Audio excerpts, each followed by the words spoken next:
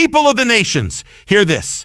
There was a time when the sun never set on the British Empire, and then came the rise of a new empire, the United States of America, a land forged by divine covenant, rising in strength, light, and innovation. But the balance of world power is not a constant. It shifts. It is shifting again. We are now witnessing a masterplan, not whispered in secret corridors, but unfolding on the world stage. India, the sleeping giant of the East, is awakening, not by might alone, not by wealth alone, but by design. A design deeper than politics, deeper than policy, a divine stirring in the timeline of nations. There was a time when the West, particularly the United States, stood as the uncontested superpower, militarily, economically, culturally, and spiritually. It sent satellites into space, missionaries into nations, and values into every corner of the earth. The world looked to it as the pinnacle of achievement, the defender of freedom, the light on a hill. But that season is passing, and the winds have begun to shift. The rise of India is not just a political or economic ascent. It is a transformation of global power and a prophetic realignment of the nations. As the West forgets its foundations, the East recovers its ancient strength. This is not mere coincidence. This is a moment ordained in the mystery of history. India, once seen as the colonial subject, the land of mystics and poverty, is no longer content to play a supporting role. It has stepped onto the global stage with confidence, not arrogance. Intentional, not impulsive. Its rise is not fueled by the chaotic bursts of revolution, but by the steady, unrelenting rhythm of long-term vision. While the West celebrates the moment, India invests in the millennium. The United States once held dominion by virtue of strength, unity, and purpose. But strength has turned into indulgence, unity into division, and purpose into confusion. A nation that once preached self-sacrifice now exalts self-fulfillment. Government that once upheld virtue now legalizes rebellion. It legislates pride and censors truth. It celebrates chaos and condemns order. And in that vacuum, a new force is emerging. India is that force. The population now surpassing China's, it is not just the largest democracy by numbers, but the most dynamic by potential. But its power does not rest on numbers alone. It lies in something deeper, timing. For when one empire falls asleep, another awakens. The decline of the Western mind has opened the door for the Eastern soul to rise. The disintegration of purpose in America is matched by the integration of purpose in India. And destiny does not remain in a vacuum. It flows to where it is received. What India understands, what many in the West have forgotten, is that power is not only in armies, but in identity. While Western nations scramble to redefine who they are, India knows who it is. It draws from 5,000 years of continuity, memory, and meaning. That continuity is not weakness. It is strength. It means that India is not building a new identity. It is reactivating an old one. That is a secret weapon. The world looks for innovation, but India's genius lies in remembering. It remembers its role as a spiritual cradle, a cultural wellspring, a center of gravity in Asia and beyond. This remembering becomes its fuel. In this shift of destiny, it is not only what is rising that matters, it is what is falling. The United States was not merely a nation, it was a calling. Its founders declared that their rights came from God, not government. It was birthed not in rebellion alone, but in reverence. But that reverence has turned to rebellion, and rebellion has consequences. For when a nation forgets who gave it power, it begins to lose that power. The ancient kingdom of Israel once fell for this very reason. It turned from the God who raised it. It trusted in its prosperity, worshipped idols of its own making, and dismissed the warnings of its prophets. In time, its enemies rose, not from greatness, but because the blessing had lifted. The pattern is repeating. While America silences truth, India is amplifying voice. While America builds walls of division, India builds bridges of development. While America erases its history, India recovers its civilization. The balance is shifting, and those who have spiritual eyes can see the pattern. As the sun sets on one era, it rises on another. As one lamp is removed, another is lit. For power in the world is not random. It is transferred, and it is being transferred before our eyes. India's rise is not just the story of another developing nation climbing a ladder. It is the emergence of an alternative order. While the West struggles with cultural guilt, India walks in national confidence. While the West stumbles over pronouns, India writes code, launches satellites, and signs trade deals. While the West drifts from faith, India, even in its religious complexity, honors the spiritual dimension. That reverence, even if misplaced, stands as a contrast to a West that no longer reveres anything at all. The shift is not happening in a vacuum. It is being accelerated. Nations are aligning themselves differently. Economies are reorganizing. Military pacts are shifting. Diplomatic friendships are redefined. The United States is losing ground in Africa, Asia, Latin America. India is gaining ground not by conquest, but by credibility. Not by domination, but by determination. Its rise is not loud, but it is relentless. It does not shout its arrival. It simply advances. But there is a warning in the rise of one and the fall of another. For what causes a nation to rise? It is not GDP. It is not military strength. It is alignment with purpose. It is standing in the will of the sovereign. And what causes a nation to fall? It is not external threats, but internal decay. America was once the city on a hill. But if the light becomes darkness, how great is that darkness? India's rise may seem like strategy, but it is more. It is sovereignty in motion. The hand that raises up also brings down. And if the West does not awaken, if it does not return to its foundation, its place will be taken. For the scroll of destiny does not remain blank. If one hand lets go of the pen, another will take it up. If one voice goes silent, another will speak. And the story will go on. We are watching a turning point in the narrative of the nations. The rise of India is not merely an economic trend. It is a prophetic sign. The world will not remain as it was. A shift has begun. And in that shift, every nation will have to choose. Will it embrace its divine calling or surrender it? Will it rise in purpose or fall in pride? The answer is being written now, and the nations are watching. India's emergence is not a product of random growth or accidental favor. It is the result of a deeply layered strategy that rests upon three ancient and modern pillars: technology, trade, and tradition. These are not just tools of development. They are instruments of transformation. While other nations look outward for strength, India looks both inward and outward.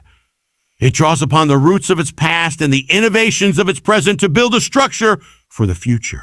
These three pillars form the silent architecture of a master plan that is reshaping not only its economy, but its position in the global order. Where the world sees statistics, charts, and projections, the discerning see a map, a blueprint, a divine orchestration hidden in plain sight. The first of these pillars is technology, not merely its adoption, but its ownership. India has risen from being the world's back office to becoming its digital brain. Once known for answering tech support calls, now it writes the very code that powers financial markets, medical systems, global communications, and artificial intelligence. India's digital infrastructure is expanding at a pace no one expected.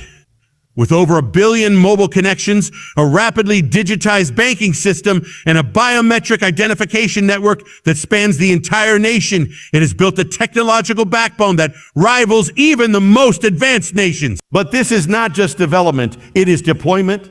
India does not just consume technology, it exports it. Its engineers and entrepreneurs are shaping the platforms of tomorrow. The West once led the charge in the internet revolution, but India is leading the charge in the digital civilization. It does not boast, but it builds. It does not threaten, but it thrives. Silicon Valley may have been born in California, but its heartbeat now echoes from Bengaluru, Hyderabad, and Pune. Every major tech company has found its second home in India, not for charity, but for necessity. They know that the next wave of innovation must pass through Indian minds. The rise of Indian-led leadership in multinational companies is not coincidence. It is convergence. And convergence is the preparation for control. The technological pillar is not a structure of steel and wires. It is a tower of influence. It reaches into space, into algorithms, into artificial intelligence, into the future. And he who holds the algorithms holds the age. The second pillar is trade. Not trade in the way the old empires did it, through conquest, colonization, or coercion. India trades through alliance, through presence, through quiet influence. It has built partnerships with Russia, deals with the Middle East, alliances with Southeast Asia, inroads into Africa, and bridges to the European Union. While the West sanctions and isolates, India negotiates and integrates. It does not lead with force, it leads with familiarity. It speaks the language of the global South because it lived the experience of the global South. Its history of colonization makes it a brother, not a boss. And that brotherhood opens markets, doors, and hearts. India is not trying to replace the US dollar overnight, but it is creating alternatives. It is crafting payment systems with local currencies, signing energy deals in rupees, and pushing for economic cooperation that is independent of traditional Western gatekeepers. This is not rebellion. It is resilience. India's economic strategy is one of diversification and sovereignty. It understands that dependency is weakness and autonomy is power. It is building corridors of commerce, land and sea routes, digital pipelines, and financial frameworks. Where China's Belt and Road brings chains, India's approach brings choice, and the world is noticing. Trade becomes trust, and trust becomes terrain. Terrain not just of land, but of influence. And influence becomes dominion. The third pillar is the one least understood by the West, tradition. While the Western world rushes to deconstruct its past in the name of progress, India embraces its past as the foundation for its future. Its civilization is not 5 decades old. It is 5 millennia deep. Its identity is not shaped by colonial wounds, but by civilizational memory. This memory gives it meaning, unity, and destiny. India is not just a country, it is a culture, a philosophy, a worldview. Its spiritual DNA is embedded in its daily life. Its festivals are not distractions, they are affirmations. Its rituals are not obsolete, they are anchors. In a world that forgets who it is, India remembers. And remembering gives rise to resilience. In this pillar of tradition, India finds not only its soul, but its strategy. It understands that a people without memory are a people without strength. And a nation that loses its cultural coherence becomes a nation easily divided. India is not immune to internal challenges, but it holds a center. That center is ancient. That center is spiritual. That center is national. This rootedness is its secret armor. While postmodern societies question everything, India is willing to stand for something. It may be plural, but it is not confused. It may be diverse, but it is not disoriented. Its tradition does not weigh it down. It lifts it up because it believes its story is not over. It is being continued. Together, these 3 pillars, technology, trade, and tradition, form a trinity of transformation. They are not operating in isolation, but in synchronization. Technology gives it global access. Trade gives it global credibility. Tradition gives it internal strength. And when a nation walks in all 3, it becomes unshakable. This is the foundation of India's rise. It is not just economic. It is existential. It is not just political. It is prophetic. It is not loud. But it is lasting. While the West plays short games, India plays the long game. While the West lives by headlines, India lives by heritage. And heritage leads to vision. That vision is not confined to the present moment. It stretches into centuries. India is not looking to dominate with tanks or aircraft carriers. It is looking to influence with ideas, industries, and institutions. That kind of power is harder to measure, but more difficult to defeat. It does not crumble with crises. It adapts, absorbs, and advances. So as the nations watch as the balance of power realigns, many will miss what is really happening. They will focus on elections, speeches, and scandals. But the wise will look deeper. They will see a structure rising, a structure invisible to the untrained eye. A structure built not in a moment, but over generations. A structure with 3 pillars. And when the storm comes, the house that stands on those pillars will not fall. India is not just rising. It is rising with intention, rising with insight, and rising with infrastructure. And the story is still unfolding. The United States of America was once a nation of sacred foundations. It was birthed in the fire of divine providence, shaped by principles of liberty, truth, and faith. Its founders invoked the name of God not as a formality, but as the cornerstone. They believed this land was a covenant land, set apart to be a light among the nations. Its motto, "In God we trust," was not a slogan. It was a declaration. Its constitution was not written merely with ink, but with prayer. For decades, that foundation upheld a nation that would go on to bless the world with innovation, justice, and the message of freedom. But when a nation forgets its foundation, it begins to fall, not first in battle, but in identity. Not first by the sword, but by the spirit. America, once the world's superpower, is now struggling not because it lacks weapons, resources, or institutions, but because it has forgotten what made it rise.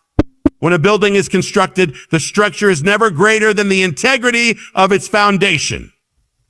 You may build high towers, wide bridges, and magnificent palaces, but if the foundation is eroded, collapse is only a matter of time. The same law applies to nations. And now the cracks in the American foundation are no longer hidden. The moral compass that once directed its culture has spun out of control.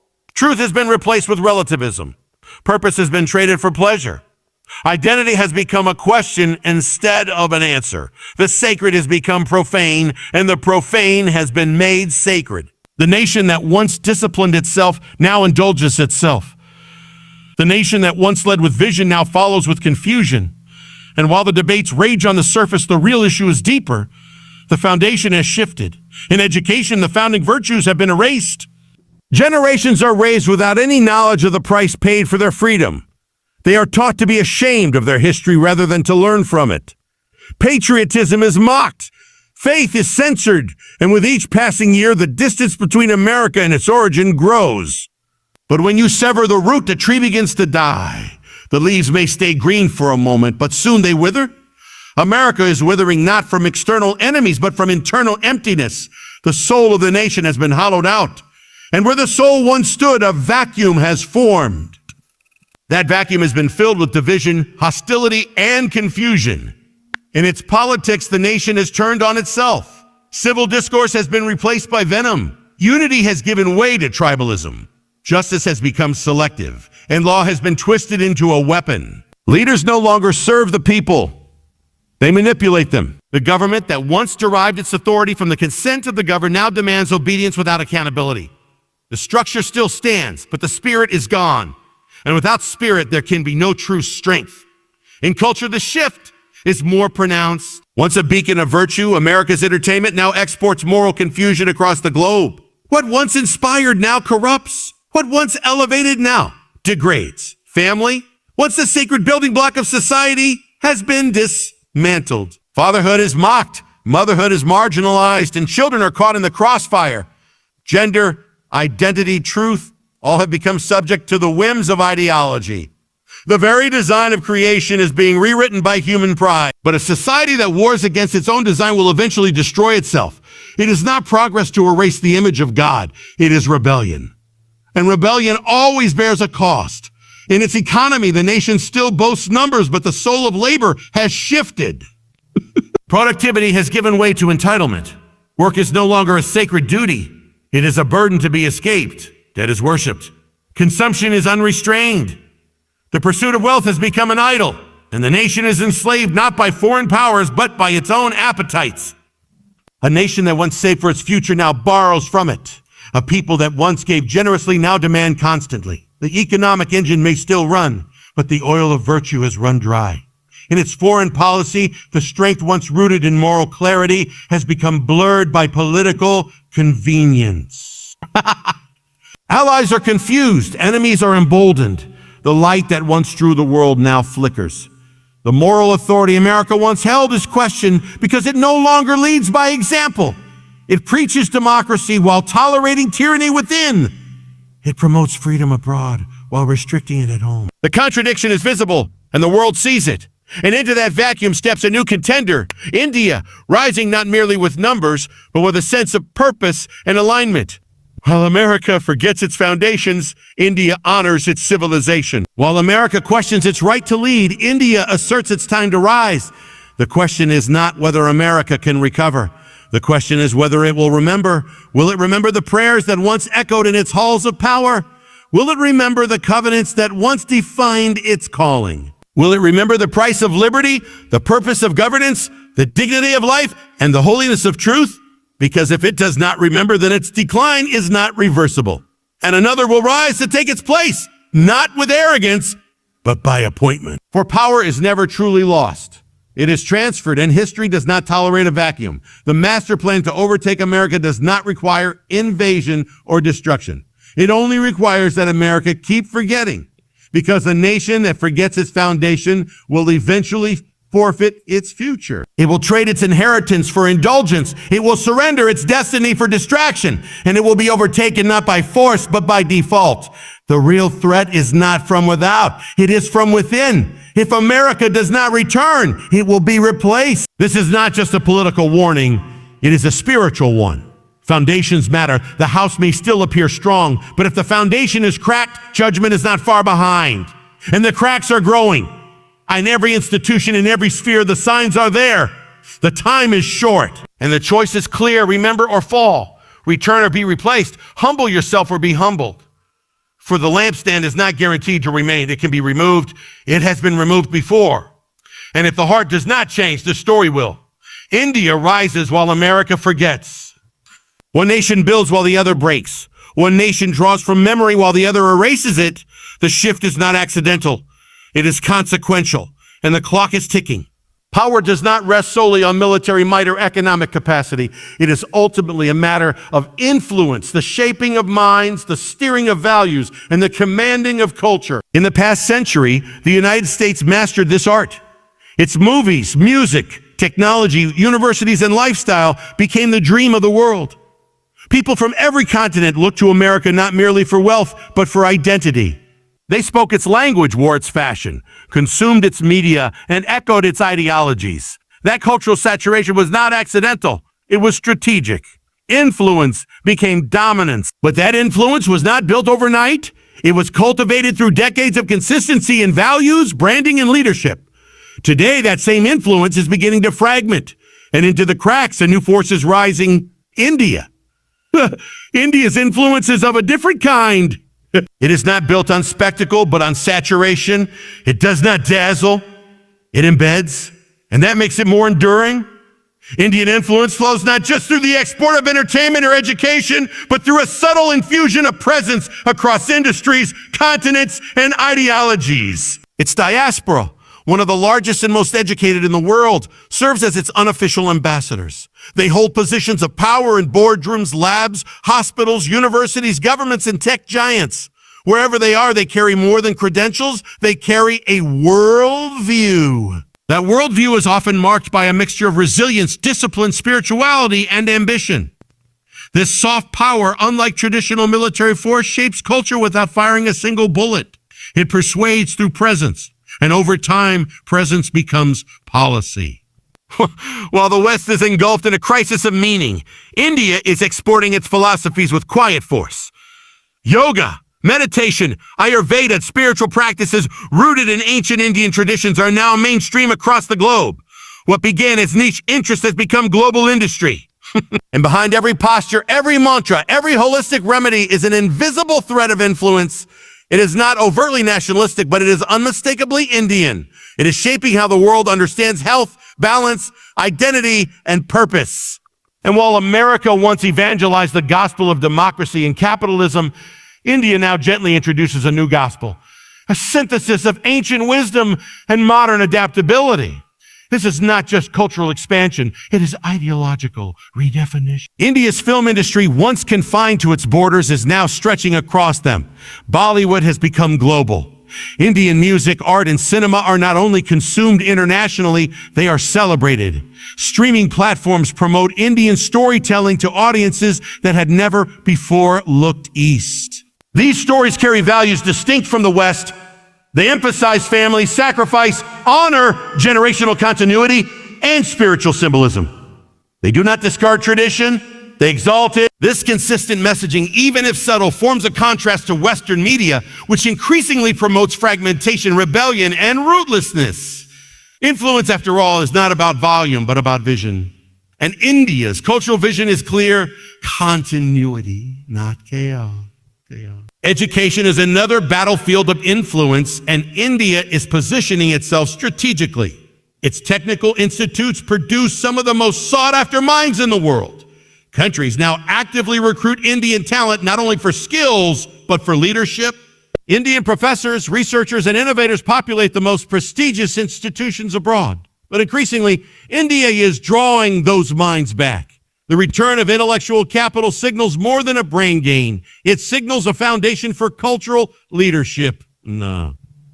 As India develops its own universities, think tanks, and academic journals, it is crafting a new intellectual ecosystem, one not dependent on the West for validation. And with that, comes the shaping of future thought leaders who will write policy, frame laws, influence ethics, and shape innovation. The global tech revolution has become another instrument of influence. India is not only supplying the workforce, but increasingly writing the rules. Its engineers now lead multinational tech companies, shaping the platforms on which billions live their lives. Algorithms designed in India influence what people see, hear, believe, and buy. The digital infrastructure India is building is not just for domestic use. It is a model being exported to developing nations hungry for growth. Digital ID systems, fintech platforms, and e-governance models are being studied and replicated. This positions India as not only a participant in global tech governance, but a pioneer. And governance of technology is governance of thought, behavior, and even morality. India is also leveraging its moral and diplomatic capital on the world stage. In a world weary of ideological extremes and military conflicts, India offers an image of balance. It does not align blindly with one bloc or the other. It positions itself as a mediator, a voice of the global south, a bridge between power centers. This non-aligned stance is not passivity, it is positioning. It allows India to speak to multiple audiences with credibility. Nations that feel marginalized by Western arrogance or Eastern aggression look to India as an alternative. And alternatives become authorities when enough people turn to them for direction. The West's influence once came from its ability to inspire. America inspired because it stood for something higher than itself: liberty, justice, opportunity. But when a nation loses its soul, its influence becomes hollow. It may still command attention, but it no longer commands admiration. That is the crisis of the West today. It still broadcasts, but it no longer resonates. Its values shift so rapidly that even its own citizens struggle to keep up. And in that dissonance, a door opens. Influence moves to the one who offers not the loudest voice, but the clearest one. Not the most aggressive posture, but the most stable foundation. And right now, that voice is emerging from the East. India does not need to mimic America to surpass it. It simply needs to be consistent. Its influence will not look like Hollywood or Harvard, but it does not have to. Influence shaped by faith, tradition, family, and identity will always find a following, especially in a world starved of meaning. And as nations face the crisis of their own souls, they will begin to borrow from those who have preserved theirs. This is not about nationalism. It is about legacy. India's legacy is rising, not because it demands the world to change, but because it offers the world what it has forgotten. The rise of influence is often unseen until it is undeniable. It does not erupt. It seeps. It does not conquer. It captures. And slowly the world begins to speak a new language, follow a new rhythm, and believe in a new story. The story India is telling is one of rootedness in an age of rootlessness. And in that story is power. Influence does not have to shout when it can shape. It does not have to dominate when it can define. And that is how the master plan unfolds. Not with conquest, but with conviction. Not with firepower, but with cultural fire. And that fire is spreading.